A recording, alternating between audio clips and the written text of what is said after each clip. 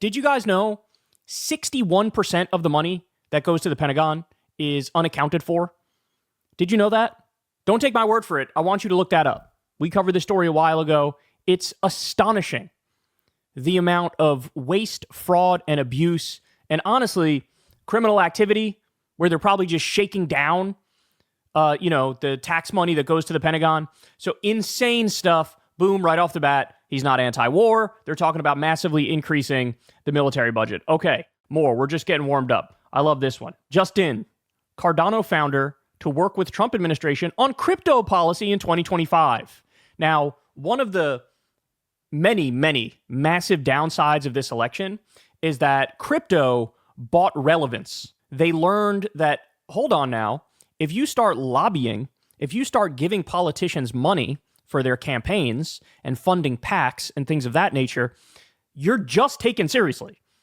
Like, your voice then matters because you have a lot of money to throw around, and this is a corrupt system.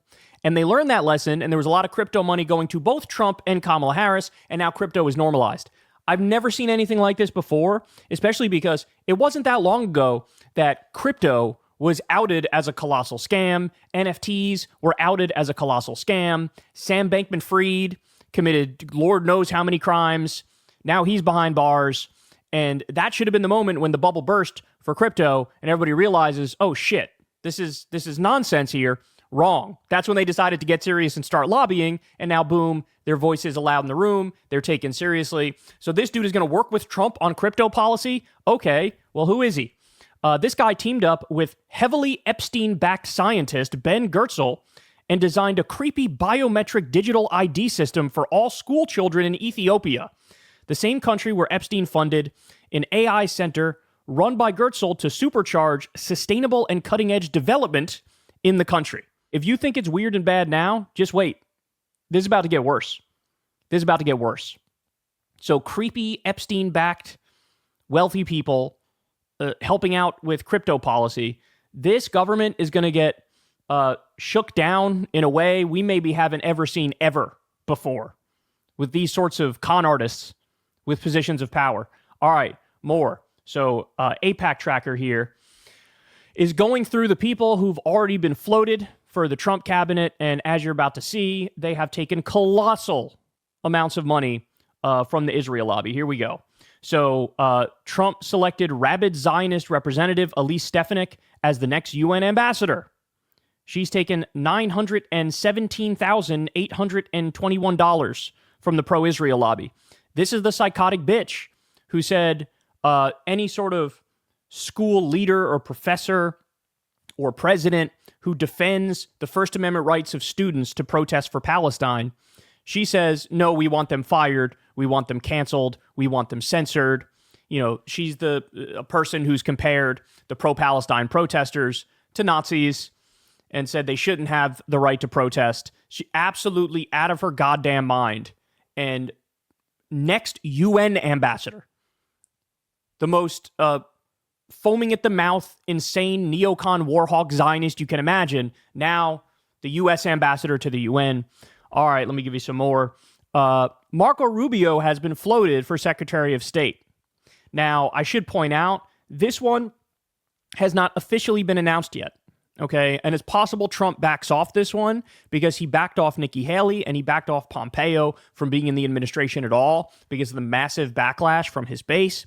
Having said that, it's not like he got rid of Pompeo and Nikki Haley and replaced them with people who are more non-interventionist for their ideology. No, he replaced them with somebody who was literally like a mentor to Pompeo and somebody who was like, worked for Dick Cheney at some point. What happened? I thought the Cheneys were evil. No, apparently not. You're just going standard establishment neocon warhawk for all these positions. So we don't know if Marco Rubio is going to ultimately be the one as Secretary of State. But remember, guys, he has never met a war he didn't like. He backed the destruction of Libya. He backed the bombing of Syria. He's backed countless Latin American coups. I mean, this guy is a neocon's neocon. And there's, by the way, countless material from the 2015-2016 primary of Trump ruthlessly going after Marco Rubio. Of course, he called Little Marco. There was one time he talked about how he's Sheldon Adelson's little puppet. He'll do whatever Sheldon Adelson wants. And then now, Boom, he wants to put him in this top position. Okay, more. Trump selected Zionist former Congressman Lee Zeldin to lead the Environmental Protection Agency. More on that in a minute, by the way, because wait until you see this guy's record when it comes to the environment. And remember, he's supposed to be the head of the EPA. All right. Also, Representative Mike Waltz to serve as National Security Advisor. He's taken $235,000 from the Israel lobby. Again, massive, colossal neocon war hawk. Rick Scott has been chosen for Senate Majority Leader. This is who they want for Senate Majority Leader. He's taken $606,000 from the Israel lobby. This is a guy who did the worst Medicare and Medicaid fraud in history. Colossal con artist, criminal. But when you're wealthy, you get away with it. Just had to pay a little fine, a little slappy slap on the wrist, move right along like nothing happened at all. Wants Kristi Noem as Secretary of Homeland Security. Okay, and then we got Huckabee here. Susie Wiles is, of course, a corporate lobbyist and a Christian Zionist. All right, let me go to some more. Look, I love this one. Trump's top pick for Treasury Secretary is currently Scott Bessent, who served as George Soros's chief investment officer at Soros Fund Management. Bessent is often regarded as a Soros protege. So all the fear-mongering and the whining and the bitching and the moaning about George Soros and, oh, he's an evil billionaire controlling everything behind the scenes with his puppet strings and it's terrible, it's so bad, we hate it. Well, first of all, Elon Musk is everything that the right fears George Soros is. Richest man in the world, directly involving himself in politics. But now we also have somebody who literally served as George Soros's chief investment officer, potentially for Treasury Secretary. The idea that Trump is apart from Wall Street and the establishment and billionaires. Guys, I hate to break it to you. If you watch this show, you already know this. Trump broke the record for the most CEOs and Wall Street executives and billionaires in his administration last time. Why would you think it would be anything different this time? Because your favorite independent media host lied to you relentlessly about how, base Trump is going to take on the wealthy? Please. So John Ratcliffe, this is Trump's pick for CIA director. And let's see what this guy's all about. We got a little clip here. It's no secret that the Democrats want to obtain a ceasefire in advance of the presidential election coming up to help Kamala Harris. And in so doing, they're really willing to put politics above our national security.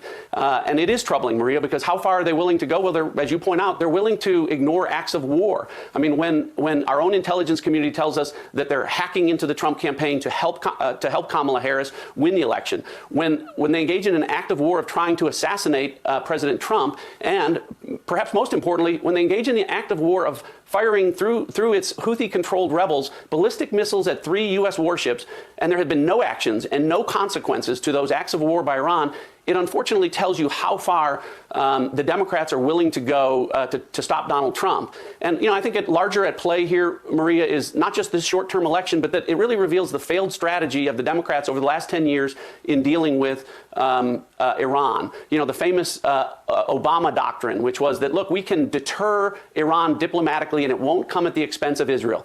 Well, Barack Obama was wrong. He misunderstood the lethality and the evil nature of the Iranian regime. And what Israel has done is essentially employ the Trump doctrine, a maximum pressure campaign, understanding that the only way to deter terrorists like Iran and their proxies is to put your foot on their throat. And Israel has done that. We should be assisting Israel in doing so. But again, political expediency and the quest for power by Kamala Harris and the Democrats is resulting in American national security taking a backseat, unfortunately. So if you didn't get that, the argument is assist Israel in attacking Iran. Trump said on the campaign trail recently that Israel should attack Iranian nuclear facilities. This is who he wants for CIA director. Iran warhawk. Guys, it's gonna get ugly. However ugly you think it's gonna be uglier. There's no voices of moderation. All right, so before I said I'd bring back Lee Zeldin. So again, Trump wants him for EPA administrator. Here's his record on environmental stuff. You ready? He voted against these bills. Funding for PFAS cleanup. That's the forever chemicals. He voted against cleaning up